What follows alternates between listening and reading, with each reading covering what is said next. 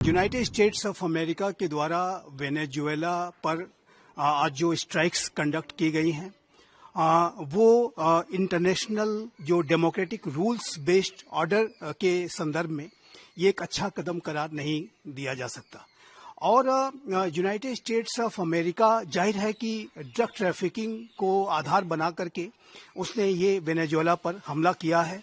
लेकिन जो अभी रिपोर्ट सामने आई हैं कि वेनेजुएला के राष्ट्रपति मदुरो को अमेरिका की फोर्सेस के द्वारा कैप्चर किया गया है और उन्हें वेनेजुएला से बाहर ले जाया गया है। और जाहिर है कि ये जो कार्रवाई है वो एक रिजीम चेंज की कार्रवाई है, सत्ता परिवर्तन को शक्ति के साथ कराने की कार्रवाई है, जो कि अमेरिका जैसी महाशक्ति अगर इस तरीके का कदम उठाती है तो ये पूरे विश्व के जो डेमोक्रेटिक रूल्स बेस्ड ऑर्डर के लिए अच्छे संकेत नहीं है। और यही यूनाइटेड स्टेट्स ऑफ अमेरिका जो कि पूरे विश्व में लोकतंत्र की, ह्यूमन राइट्स की और डेमोक्रेटिक रूल्स बेस्ड ऑर्डर की दुहाइयां देता है, उसके संदर्भ में अपने तर्कों को रखता है, आखिर वो किस आधार पर अपने इस एक्शन को डिफेंड कर पाएगा। और यूनाइटेड स्टेट्स ऑफ अमेरिका के राष्ट्रपति डोनाल्ड ट्रंप जहां एक तरफ रशिया यूक्रेन युद्ध को शांत कराने के लिए, एक सीज फायर को कराने के लिए वो लगातार नेगोशिएशंस को पुश कर रहे हैं और वो स्वयं इस बात के दावे करते हैं कि उन्होंने 8 युद्ध रुकवाए हैं और वो नोबेल शांति पुरस्कार के आकांक्षी भी हैं। और ऐसे अमेरिका के द्वारा और अमेरिका के राष्ट्रपति डोनाल्ड ट्रंप के एडमिनिस्ट्रेशन के द्वारा वेनेजुएला पर किया गया हमला, आखिर अमेरिका किस आधार पर फिर डेमोक्रेटिक रूल्स बेस्ड ऑर्डर की बात कर पाएगा।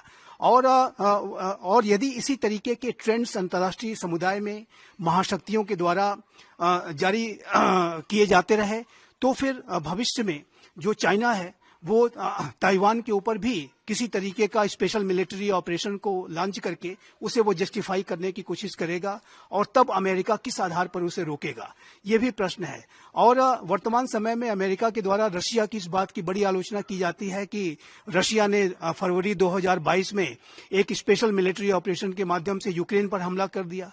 और जाहिर है कि वर्तमान समय में आज के दिन जो अमेरिका के द्वारा जो हमला किया गया है वो भी एक स्पेशल डेल्टा फोर्स के द्वारा ये हमला किया गया है। तो उसको फिर जो अमेरिका के द्वारा रशिया और चाइना की जो आलोचनाएं की जाती हैं, आखिर वो उसको अमेरिका किस आधार पर भविष्य में करेगा।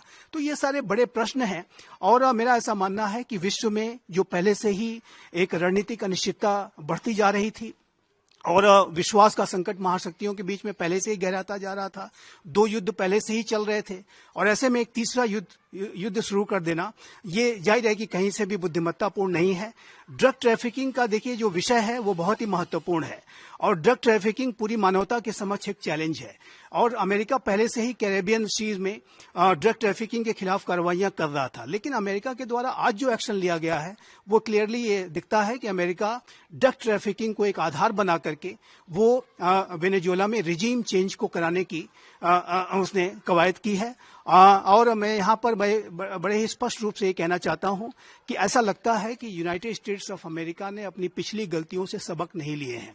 यूनाइटेड स्टेट्स ऑफ अमेरिका 2003 में जब उसने इराक पर हमला किया था और उस समय अमेरिका के राष्ट्रपति जॉर्ज डब्ल्यू बुश हुआ करते थे और उन्होंने सद्दाम हुसैन के ऊपर इस बात का आरोप लगा करके कि Saddam Hussain nuclear weapons develop कर रहा है, उन्होंने ये हमला कर दिया था। और उस हमले में ब्रिटेन और उस समय के तत्कालीन ब्रिटिश प्रधानमंत्री टोनी ब्लेयर और 2 अन्य यूरोपीय राष्ट्रों के द्वारा मिलकर के ये हमला किया गया था।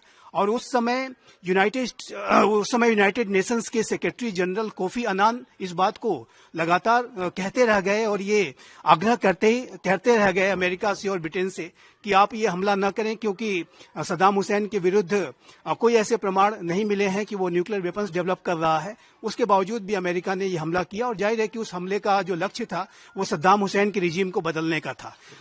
यहाँ पे जो वेनेजुएला पर अटैक है वो ड्रग ट्रैफिकिंग का बहाना है, बात कुछ और है। दुनिया का सबसे बड़ा तेल उत्पादक देश है। देखिए निसंदेह वेनेजुएला के पास जो ऑयल के जो रिजर्व्स हैं वो अकूत हैं और सबसे ज्यादा वो ऑयल रिजर्व्स होने का भी दावा करता है।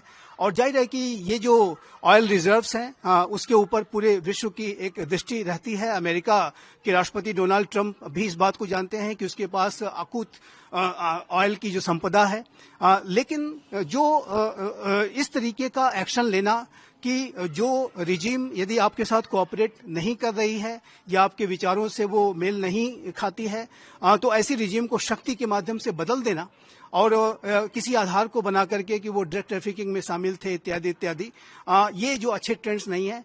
और कोई भी अगर ड्रग ट्रैफिकिंग का जो विषय था वो नेगोशिएटिंग टेबल पर बातचीत के माध्यम से भी किया जा सकता था। ये विश्व किस तरफ जा रहा है, जब रूस ने भी निंदा की है, ईरान ने भी निंदा की है? देखिए, ये इस तरीके के जो ट्रेंड्स अगर महाशक्तियां जारी रखती हैं तो आने वाले समय में ये पूरे विश्व को बड़े संकट में डालने का काम कर सकता है। और इस तरीके की आशंकाओं से इनकार नहीं किया जा सकता कि ये पूरे विश्व को तीसरे विश्व युद्ध की तरफ ले जा सकता है। और विश्व में जो एक डेमोक्रेटिक रूल्स बेस्ड ऑर्डर को जो उसके डिफेंडर्स हैं, यदि उसको स्वयं वायलेट करेंगे तो फिर भविष्य में जाहिर है कि बड़े कॉन्फ्लिक्ट्स होने की संभावनाओं से इनकार नहीं कर सकते। पहले से ही 2 युद्ध चल रहे हैं, रशिया यूक्रेन का युद्ध जारी है, ईरान और इजराइल के बीच का भी तनाव लगातार बना रहता है। और जाहिर है कि जैसे कि डोनाल्ड ट्रंप कहते हैं कि हमने अनेक युद्धों को शांत कराया, तो वो दावे तो बड़े करते हैं लेकिन उनके जो एक्शंस हैं वो उन दावों के विपरीत दिखाई देते हैं।